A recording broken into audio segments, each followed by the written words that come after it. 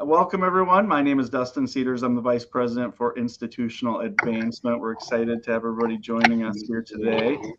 This is USF Perspective, and so this is a virtual series designed to bring USF alumni and friends across the country to see a different perspective of the University of Sioux Falls. So we'll be looking to do one of these every 2 to 3 months with different topics throughout the year. So definitely look for communications on future calls, and we will be recording this just so everybody knows. So that's your warning right now if you want to get off camera and don't want to have your picture recorded for this. This will be something that people can play back and listen to down the road. But thank you to everybody who's joining us live. We're really excited for this kind of a Monday night football edition of USF Perspective. Tonight, we are excited to have with us the USF head football coach, Jim Glogowski, who we fondly refer to as Coach Glow. He was named the coach in December of 2022 and is the 22nd head coach in the program history. Well, he's entering our third season. We've got the season kickoff is this Thursday on the road in Spearfish, South Dakota against Black Hills State University. We actually pulled him away from practice 20 minutes early, so hopefully that doesn't affect the performance on Thursday night. And Glow, we are super excited to have you here. So thank you again for taking the time with us. Yeah, it's great to be on. I'm looking forward to it. Awesome. So as I mentioned, you're entering your third year as the head football coach at USF. For anyone on the call that's maybe not familiar with your background, would you mind sharing a little bit about the journey that's led you here to USF? Yeah, absolutely. So grew up in Omaha, Nebraska, wanted to be a Husker in the worst way. And, back when I was coming out of high school in the early 90s, I remember going to these summer camps that have become a staple of recruiting. And I'll never forget, I got out of the car and do a little of these, 1980 stretches. You can imagine a few of those, one of these, the YWMCA and all that stuff. And ran a 40-yard dash and was less than flattering. And it was the last time I ever heard from the Nebraska Cornhuskers after I ran that 40-yard dash. And I used to tell the story, back then they used to send postcards every week, the top 20 reasons to be a Husker. And I remember getting number 20, 19, 18, and, facilities this and winning record and all that. And then after I ran that 40-yard dash, I never got the last 17 reasons to be a Husker in the mailbox. So I kind of knew that's kind of how recruiting worked, and was my first exposure to how that all kind of works out and people share information. And long story short, ended up going to the University of South Dakota, was there from 92 to 95, and actually met my wife there as a young co-ed. I see Aunt Shirley's on here, so she'll appreciate that comment. She probably was at the wedding. Probably, I'm assuming the only person on this call that was at the wedding, I would hope. If not, that would have been a wild wedding. But so we got married in Sioux Falls, South Dakota 27 years ago, downtown at the cathedral. And we got married on a Saturday, and the following Friday, loaded up my father-in-law's horse trailer and moved 18 hours to Meadville, Pennsylvania, where I became an assistant football coach. My dad thought I was crazy. Couldn't imagine why. I went to college for 4 years and wasn't going to use my college degree to be a teacher. And my mom was like, "Oh, Jimmy, just pursue your dreams," typical mom type stuff. And so Kate and I moved out there and had a child, took another job further east in Clarion, had another child. At that point, looking to get back closer to home, and got back here at USD, coached there about 2004 to 2007. Was there for a while, had another child, and then moved to Iowa, became the head coach at Simpson College there for 8 years, had our fourth child. And after that, just the Division III and all that kind of stuff in Iowa, really enjoyed it. But to be honest with you, it was just a lot more roster management. I think we had 158 guys in the football team my last year there, and we had 3 kids quit. And I remember I got a phone call from the dean of students, and she was like, "What's going on?" I'm like, "Well, there was 24 linebackers, right?" And the guy just was like, number 23 and 24 on the roster. They just weren't having it. So opportunity came to go to Mankato. There was a guy, the head coach there, Todd Hoffner. He and I had worked together before. So took that opportunity, and they were obviously a very successful program, and spent 7 years there with COVID included. And long story short, my 2 older ones graduated from Mankato. My third one graduated from high school. Ben, now he's on the team here. He's a safety in his 3rd year here at USF. And then my daughter, Sam, is now 11. She's in 6th grade. So, the opportunity came. I got a phone call. The opportunity arose. I think it was late December, mid-December, I got the job, and came back to Sioux Falls, which was kind of a no-brainer with Kate being from Sioux Falls. She went to O'Gorman, and me being from Omaha. It was a good fit and great league, and obviously was familiar with the other teams in the league. And so, yeah, I got here and promptly saw about 20, 25 guys went in the transfer portal. And so that was interesting. There was 5 offensive linemen I remember on the team because we had just played them the year before, and one guy graduated and the other 4 transferred out. So, yeah, it was interesting to say the least. We had 4 seniors that first season. And I think when I got the job, a big thing for me, and I'll be honest with you, the thing that was really, appealing to myself was, the University of Sioux Falls made a change in leadership because of kind of the culture, they say, or how things were going, right? The coach that was here before had certainly won, many games and had a lot of success on the field. But I think there was a standard that I could really appreciate back then. And as most of you know, that's about when Coach Young passed away that winter when I first got the job. And as a side note, my wife actually took classes from Coach Young through the University of Sioux Falls back in the day when she was in summer school. So I kind of got to talk to Coach one time on the phone, and obviously he passed away, which was a tough deal. And but certainly knew of Coach Young. Kalen DeBoer actually took a recruiting trip to the University of South Dakota in 1993, and I hosted him. That went extremely well, obviously, because he picked USF and didn't come to USD. So my first foray into recruiting was miserable, and I failed miserably. He was back, obviously, a few weeks ago, and he told a few stories, some of the fellas, and he sees it a little bit differently than how I saw that recruiting trip. But nonetheless, he ended up being a Cougar, which turned out well for him. And Chuck Morrell, as some of you know that name too, he was actually at USD and transferred to USF after 1 year. So we were actually the same position. We were teammates for a year at USD before he transferred up here. So a lot of those guys, I've known those guys. We're about the same age. And so, yeah, when the opportunity came to take over here, it was a no-brainer for me. Being a head coach again was certainly something I was excited about, and being at a place where I think there's a high value on how you do it, right? Not necessarily just what you do, but how you do it. We certainly want to win and be successful, but how we do it and how we treat kids and how we interact with campus and the community, those things matter, and it fits with what I was looking for. And here we are now going into year 3, and fortunately we bounced back and went 8-3 last year and had a really nice season. And we're excited about Thursday night and see where that can take us. Our kids have worked really hard. We've had a longer camp than normal. We're 3.5 weeks into this. We reported on a lot of guys showed up on August 3rd. So, we've been at it for a while. They're ready to hit somebody else in a different color jersey. So we'll see how it goes Thursday night. Awesome. Thanks for that background. And we're going to jump into some questions here. For anybody that's online, if you want to go ahead and go into the chat box, if there's a question you've been thinking about or something that comes up, feel free to get that in there. We'll try and get to questions here after a while. But before we do that, and before we jump into the X's and O's of the season and everything, Coach Glo, we were just wondering, from a leadership perspective, obviously you're the leader of the football program. You've got a lot of young men, and then obviously a great staff that you are leading through this season. And so we wanted to talk to you a little bit about your leadership style. So how has your leadership style evolved over the years? What are some things that you've learned? Yeah, that's a great question, Dustin. I think the biggest thing was I was probably more of a fire and brimstone kind of guy early in my career. And, at some point, everybody's gas tank probably runs dry if that's how you're going to exist on a daily basis. And so I think I kind of evolved a little bit. And I will tell people this, having a son in the program is kind of like my golden years of coaching, where I certainly see the perspective now. I see it more so maybe from a parent's perspective than just a coach, not somebody's kid. I mean, I always understood that as a coach, but when your own son is the one calling his mom and complaining about his dad, that's a little bit different perspective.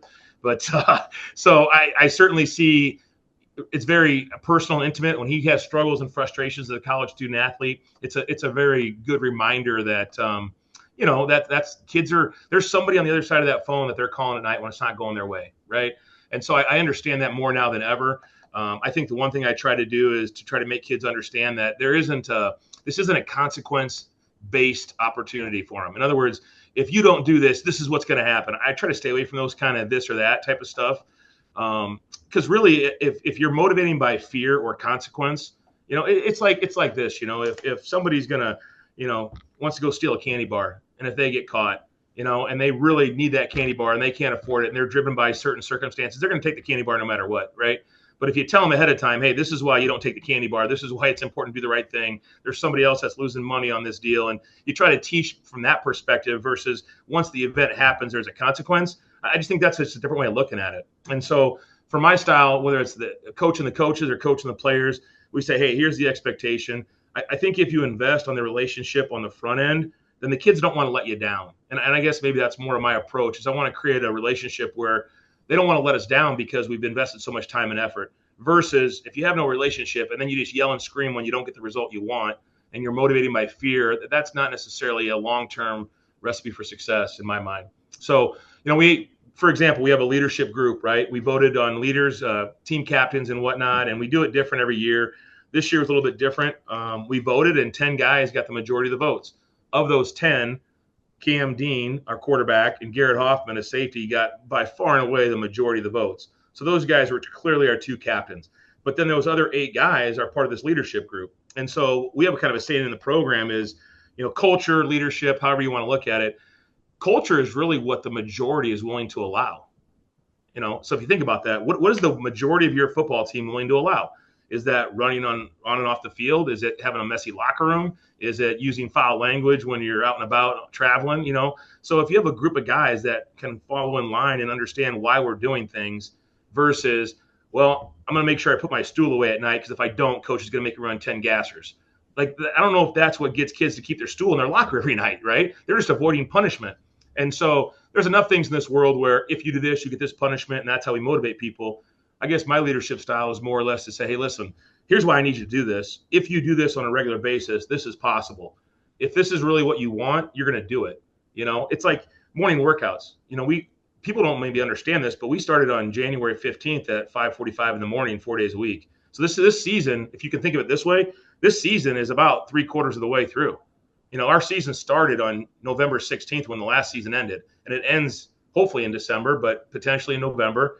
That's 1 calendar year, this football team. So if you're motivating by fear, if a kid's going to oversleep, you know what? I've had it happen. I yell at a kid for oversleeping, and what happens to me 2 days later? My cell phone dies in the middle of the night, and I oversleep, right? And now you're sitting there going, well, it's okay for me, but not for you. That's a slippery slope, right? But most kids don't oversleep because they want to. Now, if he does it 4 or 5 times, that's a different maybe discipline. But, for me, I know I'm probably giving you a whole lot more information than you wanted, but this happens. Mr. Bradfield's on here. He could probably attest to this. I have a tendency to kind of get rolling a little bit, so we're not going to have a problem filling this 45-minute to an hour talk. But, I just think you want kids to want to play for you, right? It's like being a parent. Nobody wants their kid to fail, but, sometimes your child has to fail for them to learn, and that's part of the process. And I think sometimes we forget that.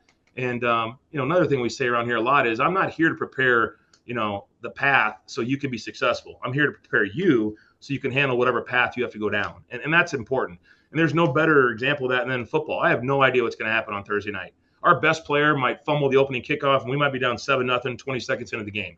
How do you prepare for that, right? You don't. You drill these guys over and over and over again about, hey, when bad things happen, we let it go, we refocus. And that just hopefully kicks in because you've drilled that into their heads. And so, we want these guys to be successful, but they're not signing up only to win. They sign up to lose, to fail, to be successful. And so trying to be there for them and make them understand that, hey, there's a lot bigger things in this world than winning and losing football games. We all want to win, don't get me wrong, but these guys are going to have families, they're going to get married, they're going to have kids, they're going to have jobs and careers, and they're going to have to file TPS reports down the road. If you know, the office, right? I mean, there's things in this world that are going to be way more important than a kid dropped the ball on 3rd down against Black Hill State on August 28th, right? So within that, though, that microcosm of life, that's the football season. We want them to learn about achieving and failing and bouncing back. So, that's a really long answer, but I hope that just gives, because it's such a tough question, right? There's so many dynamics to it. And I want these guys to walk out of here saying, man, if I could do it all over again, I'd go to USF. And I would hope they say to play for Coach Klo, right? I mean, that's what you want them to say as a from an ego standpoint. But ultimately, I want these guys to have an experience, and certainly winning is the cherry on top. But you sign up for this, winning or losing, there is no guarantees, right? Yeah. You talked a little bit about the student leadership. Obviously, that's a huge component to any football team, is to have the players that step up as leaders.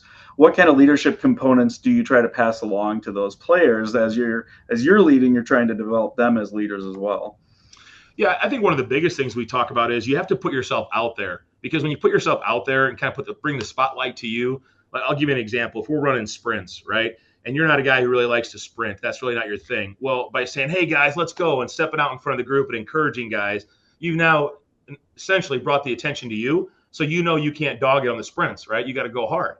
And so we talk about putting yourself in a position where you have no other choice but to be a leader.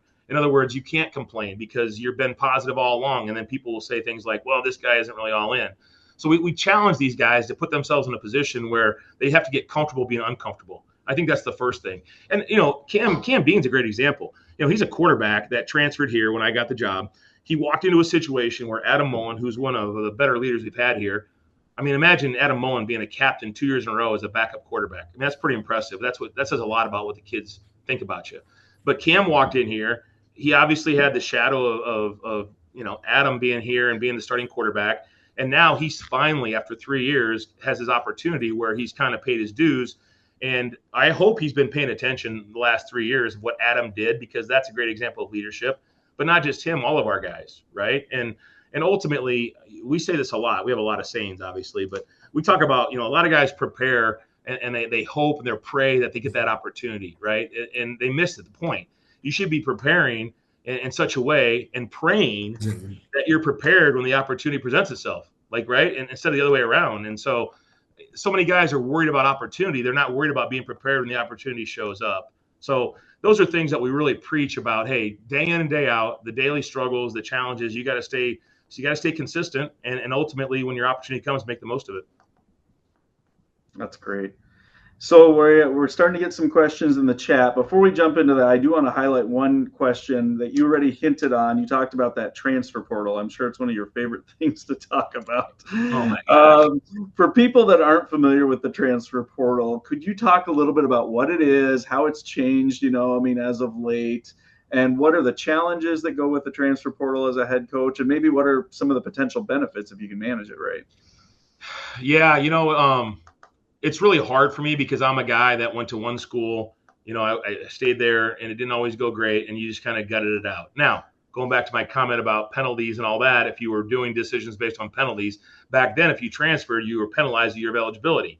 So I'm probably, knowing myself, I probably might have jumped at the opportunity for cash, or I know that's probably a shocker to a lot of people, but I might have jumped at money or this or that to leave if I was in that situation, back then.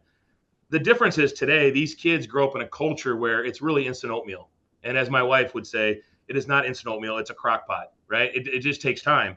So we live in this culture where you used to be penalized for leaving a division or a school and going to another school. Sit out a year. That's the one thing you had was eligibility.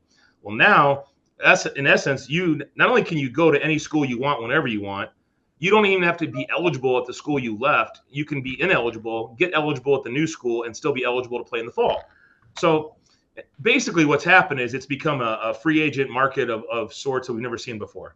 And, my thing is, as our coach, our job is to try to create a culture where kids don't want to leave, because we're never going to have enough money to keep them here. We're never going to have enough enticements where they won't want to leave. There's always going to be somebody with more, better, this and that. So you got to create a reason why guys want to be here, and then they'll stay and develop. And I think investing, pouring into them, because most people, when you get down to it, if they're being loved up and they're being coached, and they feel like they're improving, they probably won't chase the dollar or the better, it's not always greener on the other side. And so I think that's the constant battle. Now, there's some success stories, there's no doubt. I go back to my first year, we took 3 transfers that had 1 year of eligibility, and one of them played. That was it. The other 2 guys never even got on the field. So versus this year, we took a couple transfers that were unique. At wide receiver, for example, we took Isaiah Emanuel from Minnesota State. I recruited him out of high school. I coached him. We just joked on the sideline the other day. The last time him and I shared a sideline together, he was at Colorado School of Mines, and we were in the playoff game, and he caught like 6 balls for 100 yards. I'm like, it'd be nice if you showed up like that this time in South Dakota when we go to Black Hills, But he's a guy who graduated. He actually paid, and most people don't know this. He's on scholarship here, but he actually wanted to make sure he gets his grad degree in 1 year. So he paid out of his own pocket for 9 credits this summer so he could get a jump start. And then, of course, he'll be on scholarship in the fall and the spring. But that kid is a 5th-year senior. He caught a touchdown last year for Mankato in the national quarter or semifinal football game in Valdosta State. But he's a kid that maybe was looking for a little different vibe. And his vibe was he wanted to make a bigger impact on the field and be a leader. Well, welcome to USF, where we have 3 returning wide receivers that are all, one's a true freshman that played last year, and 2 others are true sophomores. So both these young men that are going to be sophomores or going to be juniors, they're only their 3rd year of college football. Hank Brown's in his 2nd year of college football. All of a sudden you bring a guy who's going into his 5th year of college football. He's a grown man who's been through some grown man experiences. He's going to make those 2 younger guys, those 3 younger guys, better by experience.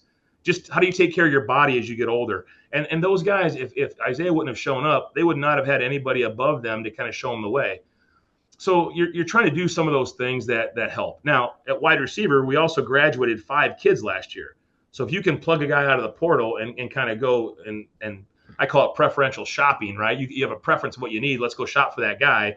Because you can imagine all these outlets that sell you all these lists and names and these ways of doing a database management where you can literally say, oh, I need a 6'1", 2 wide receiver that's 190 pounds who's caught 40 balls. Oh, here you go. This is this guy. Go after him. Try to recruit him. That's literally how it works. So it's pretty wild. I hear some horror stories. I was actually listening to the radio today, and Dan Jackson at South Dakota State, he was talking about they play Sac State. Sac State has over 60 guys on their roster that transferred in that wasn't there last year. So that's obscene. That's crazy, right? So we'll see with our local schools at USD and SDSU with all the transfer stories you've heard about them with 25, 30 transfers. It'll be interesting to see if the team culture can handle that type of infusion of players, because at the end of the day, we've always felt like college football is about culture and camaraderie and team spirit and building unity. I'm not sure how you do that when you have 25 guys coming and going every other year. I don't know how you build anything. So, but if everybody's doing it, then maybe it won't be so obvious, right? Because that, it's just the way it is. So that'll be interesting. But yeah, it's a different dynamic. And most people know we had a kid, Matt Gehring, was an outside linebacker, a 2-time all-conference player. He transferred to South Dakota State. Talking to the coaches this summer, it sounds like he'll be a second team, maybe third team guy playing some special teams. And if he thinks that playing up a level at South Dakota State is better than being a starting linebacker at USF, how do I tell him what's right and wrong? That's his choice, right? And maybe you guys saw the article that was in the Sioux Falls Live, but they actually did a story about Matt. And in the article, he talked about how he called me. He called me after he was trying to make a decision because the South Dakota State staff that left to Washington State tried to get him to go to Washington State. The new staff from South Dakota State came in and wanted to stay at South Dakota State. So in the article, he talks about calling Coach Glow. And when he called, to be honest, I thought he was calling to beg to come back. So I'm like, oh, hey, how you doing, Matt? And he's like, yeah, my parents and I are on the phone. What do you think? I'm like, oh, you just want my advice? And that's the world we live in. I gave him advice to go to a school, one or the other, based on our conversations and our relationship. And he had just left me a month prior, right? But, I don't know. You can't live somebody else's life for them. And if they really don't want to be here, then I guess we move on, right? But hopefully you create an environment where they don't want to leave. Yeah, absolutely. That's great. All right, we're going to jump into some questions we've got coming through here. What are some things you've learned about USF these last 3 years now that you are on the inside? Man, well, the first thing is I've learned what winners win means. I think I used to if I'm being full disclosure, I used to kind of joke about that when I was at Mankato and they'd put the hashtag out, winners win, what's this stuff? And getting to know the people in our CFLA group and talking to former players, I really began to understand what that was about. And that was a Bob Young creation of winners win because that's what winners do. And it's the ideology that whether you win or lose, you shake their hand. You practice hard, not because you have the nicest facilities, but because that's the expectation. He used to tell stories, and I'm sure this has been overdrawn, but, they used to take the church vans to away games. And the church ladies used to make pumpkin bread and egg salad sandwiches, and if you ask Kalen DeBoer, that was blown out of proportion. He never actually buttered the sandwiches like everyone makes it sound. But there was some level of commitment and work that the coaches did. And, back in the day when Coach Young got it really rolling, I think we all know the practice facilities were nowhere near what they are today. I think they had a 70-yard patch of grass over on campus somewhere. And based on that video we saw from Joe Obermuller when I kicked off our USF convocation to kick off the year, and some of that video he showed from whatever that was, the 40s or 50s, that was incredible. Half those guys didn't even have, regular helmets. They were still wearing leather helmets back then. So we have nothing to complain about from that perspective. But what I've come to realize is this is a place that's very, very blue collarish, very gritty, very tough, very resilient. And there's a great deal of pride in the football program. There's a great deal of pride in being from Sioux Falls. There's a tremendous amount of, respect for how hard the kids have always played here. It's funny, when I first got here, the commitment to the summer program, almost every single kid stays here all summer and works out. That wasn't necessarily the case everywhere else I've been. Some places you'd be surprised how many kids stuck around for the summer, but that's the expectation here, because if you're part of the coup, you pour yourself into the program and you're a team guy. And it's just been a real blessing to be here, because I think those are the kind of kids that if I was a player coming out of high school, I think I would have fit in just fine with these guys. All right, next question. This is from Sean Lewis. What is the biggest change or difference that we as fans, parents, and alumni will see in year 3 of the Coach Glow era? Yeah, that's a great question, Sean. Honestly, the real answer is hopefully nothing. Hopefully, you saw a product last year that was physical, relentless, played hard, disciplined, clean football. I hope that's still who we are, our trademark. I would like to think that this year you're going to see offensively probably a little bit more mature offense. We're probably, I hope, right, knock on wood, I hope we make, less mistakes, and I hope that we're smarter with the football and those types of things. I hope we're more explosive offensively just because we're older. We're definitely going to be more experienced in the offensive line. Defensively, I think we have a bunch of kids that really play hard and are aggressive and relentless. I think you'll see that. But in terms of scheme and style and all that stuff, I don't see us changing a whole lot stylistically. I think we're pretty comfortable in who we are. The one thing when I was at Simpson College as the head coach, the mistake I made was, especially as a defensive guy, I had a defensive coordinator, and after 2 years he left, and we kind of just bounced around from system to system, right? But offensively, when I was there, we had the same offensive system for 7 years. And we always got better offensively. And defensively, we were really up and down, right? And I look back on that experience, and I try to reflect on those experiences and say, okay, what am I going to learn? What did I learn in that experience that's going to apply to today? And the one thing that I've really believed in is no matter who our offense or defensive coordinators are, we're going to have a fairly simple philosophy that's going to revolve around running the football, play action pass game offensively, and then defensively, stacking the box to stop the run, being physical in the run game. Because the one thing I do know in playoff football, especially when I was at Mankato, if you can run the football and stop the run, that travels to any climate, any time of year, no matter what the temperature is, no matter where you're playing. And so that's always going to be who we are. But, I think you'll see some new faces. I think you're going to see some kids that are redshirt freshmen and sophomores that are going to get their opportunity, that are going to be excited because they've been in the program. For example, at tight end, we graduated 2 really good players. They were all conference players the last 2 years. And now you're going to have some guys that are both redshirt juniors coming in the program that have been here for 4 years. So I think you're going to see some of those names that maybe you saw on special teams that now have more of a starring role, and some guys that you're going to see that have been in the program for a year or two that are now going to get their opportunity to make some plays. Can you name some of those? That was going to be one of my questions. Who are some of the players that everybody should be on the lookout for this year? Maybe people are going to step up into newer roles. Yeah. Well, I think, first of all, and I said this morning on a radio show, but our quarterback, he drives the engine, right? That guy's key. But I feel really good about Bennett Brick and Tate Schaefer. Tate's a local kid from Lincoln, and Bennett's a redshirt sophomore from Iowa. Bennett actually played Little League baseball with my son growing up, so I've known him since he's just a little guy. And he's as competitive as all get out. And I think those 2 guys behind Cam really give us a really good core of quarterbacks. And I think that's going to allow us, to be quite frank, to let our quarterback run the football a little bit, because I think we have some depth there. The offensive line, I think you're going to see a guy by the name of Caden Moss. He had a back injury, and he missed all of last year. And he went through the spring healthy. He's back healthy again. He's really talented. I mean, he's a monster. He played in every game as a redshirt freshman, and now he's back. So he's a guy that maybe had a year off that I think you're going to see out there again. Up front, I really feel good about our interior guys with Jerome Jackson's a senior, Ryan Ziegelbauer's a junior, Jack Zelazinski's a kid that we're expecting big things out of. He was a transfer kid a couple years ago. And then you got Brady Copel, a kid from right here in Brandon Valley that transferred in from the University of South Dakota, and Tyler Eukin. If you can't find Eukin, then you're not looking, because he's 6'9", 305 pounds. He's like literally Frankenstein out there. But those guys, along with a couple young guys, I really expect to be solid up front. The tight end position I mentioned, Noah Robertson is a local kid from Sioux Falls, and Dalton Wood is a junior. Those 2 guys have been here for a long time. They're going to their 4th year, and they're finally going to get their chance to be starters and contribute at a high level. Really excited about that. And, I think Christian Nash, the big running back, he's 6'1", 240 pounds. I think he gives us a presence right there, along with Bubba Tan, who's back. We added Jordan Smith, who's a transfer from Colorado State. And then a local product, Tate Huff, from right across the way in West Lyon. His dad is a former player here. I really think that kid, as a young kid's got a bright future, so I expect to see him get some action. And then wide receiver, I'm really excited about that group. The top 4 or 5 guys have got a chance to be really, really good as a group. I don't know if we'll be better individually, but I think as an overall group at that position, with Christian Janis, who's coming back, going into his 3rd year, he's played a lot of football for us, had a big-time touchdown against Augie last year early on. Adonis Hutchinson is another kid that, Adonis, it's funny, those guys, as far as coming out of high school, Adonis played quarterback, and Christian was kind of banged up in his high school career.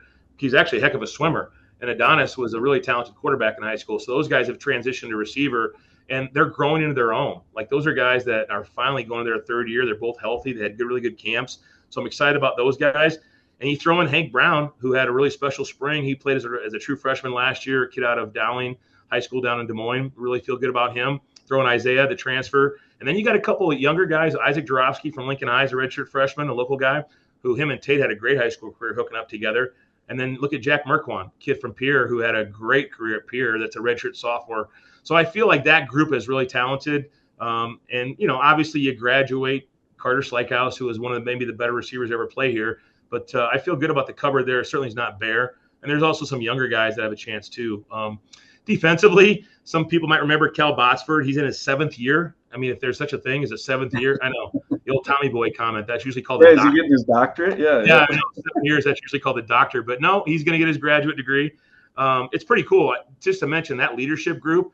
I think of that leadership group, the 2 captains and the 8 other guys. I think we have 6 graduate students in that group of 10 guys. So that's pretty incredible. These guys are moving on past their undergrad. Now they're getting their graduate degrees. But Cal's a 7th-year guy. Connor Rice is a 6th-year guy. They're both coming back from injuries. And then Alex Maxim, who I think could be as good a defensive end as there is in the league. He's back too. We did add a couple guys as far as just freshmen and underclassmen, but Mo Diarra is a guy that I think you're going to see a lot out of. He looks the part, man. He's 6'5", 260 pounds, a kid out of Minneapolis, St. Paul area, a redshirt junior, another kid who's going to get an opportunity. And then the inside defensive tackles, I think Dawson Raven, Preston Yonke, those 2 guys are going to be as good as there is in the league. So I feel good about that.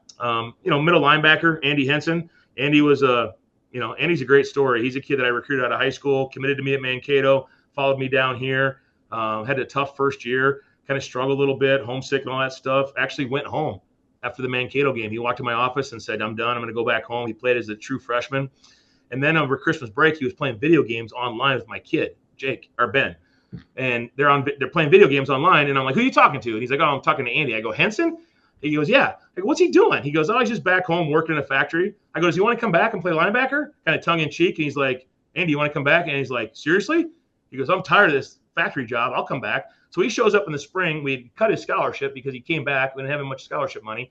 And he ends up going on to be a first-team All-League and the newcomer of the year as a redshirt freshman this past season. So, and he's one of our leadership guys. And I think going back to your point about leadership and all that, I'm not here to penalize guys. I'm here to give guys opportunities, right? And then what they do with those opportunities is up to them. But talk about a kid that took advantage of a second chance. And his dad always hits me up with a text. He's like, I'm so happy he came back. I'm so happy. But I'm like, well, I'd leave the door open for a lot of 6'2", blonde-haired, 240-pound dudes that will knock your head off. Those guys, we leave the door open for those guys. I'm like Bob Bodette at Motel 6. I'll leave the light on for those guys. You know what I'm saying? Those other guys want to leak back in the program. We'll take them. But he's made the most of his opportunities. And I'm really excited about Jake Hoke. He's a 5th-year senior graduate student who's got a chance to start his first time in his career. I mean, you think about that. That guy's been here for 5 years, and he's going to get his first chance to start on Thursday night. I mean, that's persevering and getting through that and making something out of your career. And now he's a guy that we're counting on. So Owen McLeod is another guy. Owen transferred in from the University of North Dakota. He actually went to high school with Cam and Dean and Gavin Dean on our team. So he's a guy that we're excited about. He played last year at North Dakota on some special teams. And then London Cole, local kid from Sioux Falls, Jefferson, and Jordan Medrano. Those 2 guys should do a nice job manning up that Sam linebacker spot. In the back end, I talked about Garrett Hoffman, a team captain, redshirt junior out of Sioux Falls here, and then Cade Morris, who's been a stud for us since day one. And then we got Trey Lewis. Trey's a kid as a redshirt freshman, had a little bit of an injury during fall camp and really missed most of the season, first part of the season last year, and kind of came back later on at the end of the year. Had a really good spring. Kid that played at Pierre, obviously a winning program out there. Excited about him. And Bo Giblin, another kid from Sioux Falls. So we got a lot of Sioux Falls flavored local kids playing, guys from right across the border in West Lyon. The Glogowski kid at the secondary. Unfortunately for the Glogowski kid, he's built like his dad. He runs like his dad, and he's about as tall as his mom. So he's got some things going against him that I don't know what his parents were thinking. But I'm really proud of Ben. You know, he's a kid. He's a redshirt sophomore now. He played special teams last year, got his first career tackle at Mankato, which he was a ball boy there for 5 years. And to get your first tackle and upset the Mavs up there was a pretty big deal. So my wife still actually works at Minnesota State, actually. So she still goes back and forth. So she's the biggest trooper in the family. They actually had her on KSFY in Mankato last week. When she was up there, she was speaking at their convocation for her job up there. She's involved in some stuff with the community and whatnot. But pretty cool to hear the Glogowski name getting spread around up there still. And I'm sure they're real fans of that, right? She gets a hard time up there sometimes, but she's a real trooper for that. But yeah, so I'm sure I missed a few guys, but Kay McWilliams, another guy in the leadership group, a graduate student, been here for 5 years at corner. along with Maloa Wells. What a great story about Maloa Wells. Kids from Mount Sac Community College in L.A., his house was within just a few blocks of me and burned down last year during those fires. So he's going – I mean, you talk about kids that you're dealing with stuff with these kids. That's so much bigger than football. He came back from spring break, and I'm like, how was it? He's like, Coach, the smoke. He goes, it was right there. I mean, you're talking about stuff. Kids are dealing with things, and people that know our program inside and out, we've had some stuff happen here in the last year and a half that most programs never see happen, you know. And I think the camaraderie and the community here has allowed us to be able to take that stuff on and handle it the best we can. Well, one of my favorite things about you, and if anybody has not had the chance, if you're in Sioux Falls around signing day, come and listen to him as he talks through the way you talk about players, the towns they're from, the connections. It's just a joy. So I love it. So anyway, thanks for doing that. One other question that I think is great in the chat here from Shane Sandersveld. Can you talk about, this is cool because we're talking about the coaching staff now. So talk about the importance of your coaching staff, the continuity you have with them, and how as a head coach, you're only as good as the people you have working underneath you. Yeah, absolutely. And I'll probably tell you this. We've been challenged a little bit this year. Brian Bozen, who I recruited out of high school, he played quarterback for me at Simpson. He worked with me at Mankato. I hired him here. He left about a week before the fall camp started and took a job by another good buddy of mine, hired him away. So the guy that hired him away was the ball boy at USD when I played there. I worked with him for 6 years. He's one of my best friends in coaching. He calls up Brian a week before camp and offers him the quarterback job at Northwest Missouri State. Brian, of course, takes it. Him and his wife are great people. But so we're looking for a wide receiver coach literally 5 days before the season starts. So we find Kevin Lucas out there. Kevin's a guy. He's in his early 30s. He played at Tulsa as one of the greatest receivers ever at the University of Tulsa. He'd been in the NFL for a cup of coffee. And he's out there working at basically kind of like a Riggs Combine place, coaching receivers at a high school, working at a high school. And he gets in his car and drives up here 48 hours before camp starts, and he jumps on board as our wide receiver coach. And he's hitting the ground running, but we got that extreme. And then you got Spencer Capitani and you got Lucas Luters, the two coordinators that have been here since day one. You got that extreme. And then mixed in between, we lost our offensive line coach in the spring, Ryan Springer, who just got out of coaching, had a baby and wife and all that, and life changed dramatically. So he decided to get to a different career path. So we hired Jay Schlichty in May. Jay Schlichty is from Mankato. His little brother was the quarterback on our national championship team at Mankato, so I've known Jay forever. I actually offered him the O-line job when I got hired, and he turned me down to stay at Morningside. Well, then this time around, I called him. I offered him less money that'll make Coach Mr. Bradfield happy. Didn't have to pay him quite as much, and he ended up taking the job. So now he joins us, and he had actually coached with Lucas Luters at Morningside when they were pursuing national championships. So the one thing I'll say about our staff is they all want to be here. And when I first got the job, I tried to target guys that had a reason to be in this area other than just the job, right? And so, like, Lucas is from Del Rapids. His wife went to O'Gorman. My wife's from O'Gorman. Coach Cap and I, we coached together at Mankato. He and his wife, it's pretty exciting. We've got two coaches on staff that are expecting babies now. Coach Cap's wife's due, I think, in January. Coach Schlichty's wife is due on the bye week. So I'm not sure how that's going to shake out. We'll see how dedicated he is to this Cougar program. If he steps out for a few days to have a baby, I don't know. We'll see how that goes. My wife will tell you, on our fourth one, she had a planned C-section at 7 a.m. We had the baby at 7 a.m. I was at practice by 4, and we beat Coe College in a huge upset on the road that Saturday. So, if you really want to be committed, we got to find out when babies come around where you're at. But, that's going to be exciting. So we're going to add 2 more little Cougars to the program. Coach Luters has 2 young kids.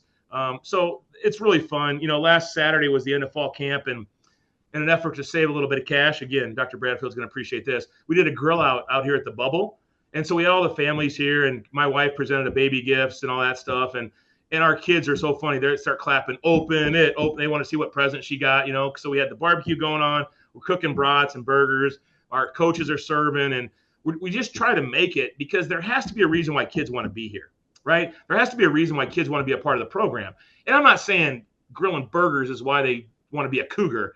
But I think if they see the families around, they come to practice, and these guys spend a lot of time away from their own families. You could argue during the football season, and people that know, you spend a lot of time up here, and you do it because you love it, but you have to give up something to get something, and we all understand that. And anytime we can get their families around and get them to be a part of this program, that's good for our players to see our guys as more than just football coaches, right?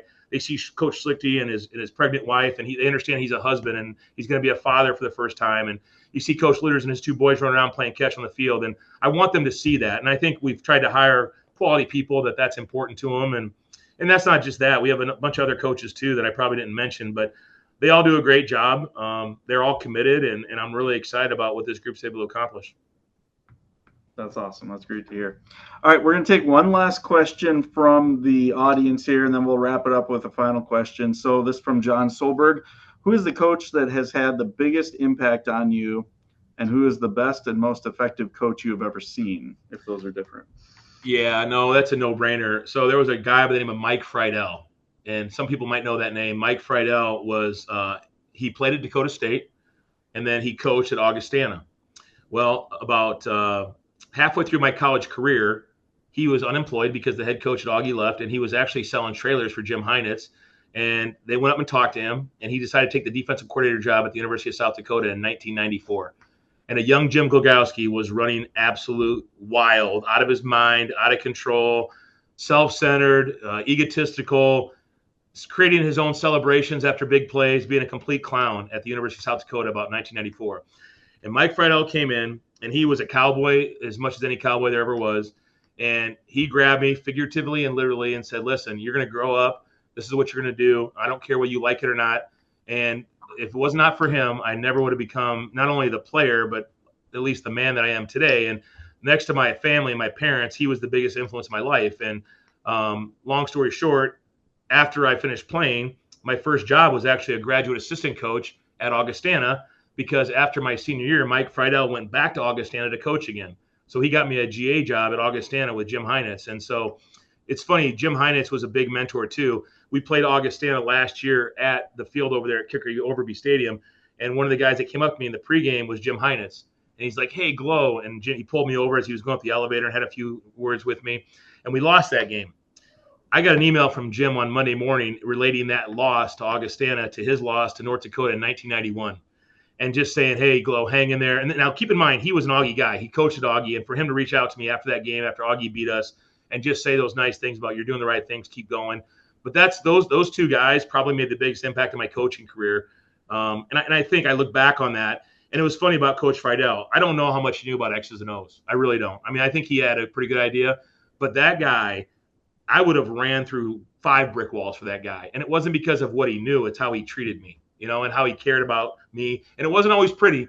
That was an era of maybe being a little more politically incorrect. And there were some things he probably said to me that most people would have said, what, did you talk to him like that? But he knew that I needed to be grabbed by the shirt collar sometimes and pulled back in the right direction. And I can't imagine where I would be today if somebody like that didn't take an interest in myself. And it's really shaped my career. It's funny. He would call, and it's funny, I do the same thing nowadays. He'd be like, Jeff, Joe, Jordan, and my name is Jim, right? He wouldn't even call me. And I knew this guy like inside and out, but he called me the wrong name because he got so fired up. I find myself doing the same thing. I call Max Elrod Dylan Elrod all the time because that's his brother, or I get confused with names. I just get so passionate and wound up. It's exactly how Mike was. And so, Mike actually, when he became the defensive coordinator at South Dakota in 2004, he hired me back as an assistant. And then as the story goes, Mike had a pretty tragic accident on the farm. And I actually replaced him as the defensive coordinator at USD my last 2 years there. And it's funny, life's got a funny way of coming full circle. My wife's a speech therapist. She actually treated him when he was in the hospital before he passed. And I was always very close to his family. But his kids were always at practice. Jack and Jared, his 2 twins. The family was always around. And his wife, Joni, to this day, still stays in touch with my wife. But he made an impact on me on such a bigger level than just football. And he was a heck of a football coach, and he got the most out of me as a player. But again, I think about him a lot, especially now that we're here in town. And it's funny, there's people that come into your life and you don't know why or how or when or how long they'll be there, but they make an indelible impact. And usually you notice it after the fact, right? But yeah, he's a guy that made a huge impact on me, and probably along with my high school coach, Gene Sewer, who was an old Vietnam veteran that I don't know how many watches he broke, smacked me on the back of the helmet, but he was pretty intense. But Coach Sewer was one of the best in terms of relentless, demanding expectations for a bunch of high school kids that probably spent more time down at the river or the lake than they probably should have, and probably doing things they should have been doing. But he got us in the sense that he knew that football was really important, and he used football to teach life lessons. And again, I just don't know where I'd be if those people hadn't taken the time to, some kid that probably was too short, too slow, and not strong enough, but they found a reason to invest time and effort, and that made all the difference in my life. Thanks for that insight. All right, so we'll wrap it up here with one final question as we go into it. You already mentioned, so season 3, season 1, lots of transfers, 3-8. Last year you flipped the script, 8-3. We're in every one of those games, even the 3 losses. A huge win on the road to open against St. Thomas. So we're starting season 3 Thursday night out in Spearfish. What are the goals? What's the anticipation? What's the excitement for the team right now? Yeah, God, we're done already. This goes fast, man. It goes fast. Probably not for everybody listening, but for me talking, it goes fast. Yeah, I don't know what to expect. Honestly, I really don't. We talked about this as a team the other night. We were 8-3, but the guy from Mankato catches the ball in the back of the end zone. We don't win that game, right? If we don't fumble the ball against Bemidji, we win that game. And so Mary had the ball at the very last part of the game. They could have scored to win that game. So it's so crazy because you just don't know. And so what I expect is our kids to play hard. I expect our kids to go out there with an attitude of competitiveness and being physical and those types of things. I assume that we're going to be better than we were last year. Whether that shows up in the win-loss column, I don't know. We've got our hands full on Thursday night. That's going to be a challenge. It's a long trip, 5-6 hours out there. We're going to go back in time, right? Different time zones. We got to time travel. That's a little bit different. That was a joke. It's just Mountain Time Zone. I don't know if anybody picked up on that, but then we gotta be ready to go. And I'm not real familiar with those guys. I do know that their head football coach used to be on staff here. From what I've heard, he's a really good person, really good coach. They're hard nosed and tough and physical, and so I know that's going to be I think it's going to be a really clean physical football game. I would expect that, both well coached teams. And then we come back with our home opener at 6:00 against Northern State, who's arguably the hottest team in the country last year. I think they won 5 of their last 6 games after being 1-4. We played them up there in Northern, and they were left for dead. I think they were 1-4, and they rattled off 5 out of 6 wins. And so that's a challenge. And then I will say this: we probably have the toughest schedule in the league for sure, if not the country, with those next 4 weeks. And I got to look, but we go Bemidji, Duluth, Mankato, and Augie. And that's a grind. So after those first 6 weeks, we'll be in we'll have a pretty good idea of where we're at. But I don't know. I can't worry about week 6 until we get through week 1, right? We'll see what happens on Thursday night, and then we'll work on Northern after that. But I just like the way the kids have prepared. It's been a very physical. It's been a grind this fall camp. We had some really hot days. I think our kids have weathered the storm, though, and I think they're ready to go. And we've got one more day prep tomorrow, and then we take off on Wednesday to head out there and see what it's all about. Awesome. Hey, Coach Glogowski, thank you so much again for your time tonight. We're super excited for the season, and we look forward to following you all year long. Yeah. Anything else? I think that's good. So thank you, everybody, for joining. Hopefully you've enjoyed this USF Perspective kickoff for the year. Like I said, again, follow the future events. Make sure you're following the team as they go. Make it back to homecoming. It's key to the city game. That's going to be huge. So if you're across the country and you can make it here on October 3rd and 4th, we'd love to see you back here for homecoming. All right. Thanks, everybody. Have a great evening, and go Cougar. Thank you.